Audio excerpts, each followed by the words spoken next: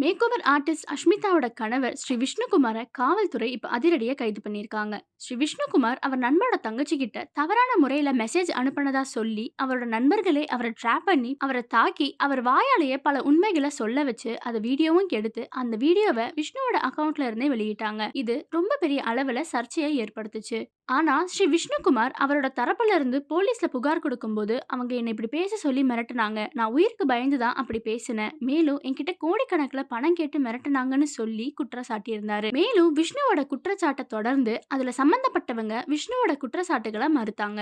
இந்த ஒரு சூழல்ல விஷ்ணு ரீசெண்டா ஒரு இன்டர்வியூ கொடுத்திருந்தாரு. அதுல அவரோட மனைவி அஷ்மிதாவை பத்தி பல விஷயங்களை பேசியிருந்தாரு.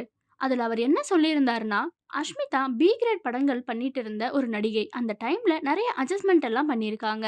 இந்த விஷயம் எல்லாம் எனக்கு தெரியும். நான் தான் அதெல்லாம் வேணாம்னு சொல்லி இவங்களுக்கு பண உதவிகள செஞ்சேன். நான் ஃப்ரெண்டோட சிஸ்டருக்கு மெசேஜ் அனுப்புனது உண்மதான். நான் அஷ்மிதாக்கு துரோகம் எல்லாம் பண்ணல. அஷ்மிதாக்கு தெரிஞ்சே நான் பலர் கூட பாலியல் ரீதியான உறவு முறையில இருந்திருக்கேன். அஷ்மிதா இப்ப ஒரு உயர் அதிகாரி கூட தொடர்புல இருக்காங்க.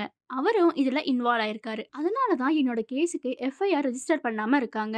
அவ ஒரு விபச்சாரின்னு தெரிஞ்சு அவள கல்யாணம் பண்ணது தான் நான் பண்ணதுல மிகப்பெரிய தப்பு. நாங்க லிவ்விங்ல இருக்கும்போது அஷ்மிதா பிரெக்னன்ட் ஆயிட்டாங்க. அதனால தான் நான் அவள கல்யாணமே பண்ணேன். என்னோட குழந்தைகளோ அவளுக்கு பயந்து தான் அவ கூட இருக்காங்க.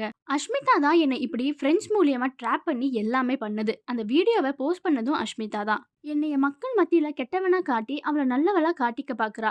ஏன் என்னை இப்படி பண்ணணும்னு ரொம்பவே ஆதங்கப்பட்டு பேசியிருக்காரு. இப்படி ஒரு சூழ்நிலையில ஸ்ரீ விஷ்ணு இப்போ கைது செய்யப்பட்டிருக்காரு. அஷ்மிதா கொடுத்த புகாரின் அடிப்படையில அவரை கைது பண்ணியிருக்காங்க. மனைவிய அடிச்சு துன்புறுத்தினது, கொலை மிரட்டல் பண்ணது, சோஷியல் மீடியாவுல தவறா சித்தரித்து பேசினதுன்னு இப்படி பல பிரிவுக்கு கீழ அஷ்மிதாவோட புகாரின் அடிப்படையில விருகம்பாக்கம் அனைத்து மகளிர் காவல் நிலையம் வழக்கு பதிவு செஞ்சு இப்ப விஷ்ணுவை கைது பண்ணியிருக்காங்க. இத பத்தின உங்களோட கருத்துக்களை கமெண்ட்ஸ்ல சொல்லுங்க.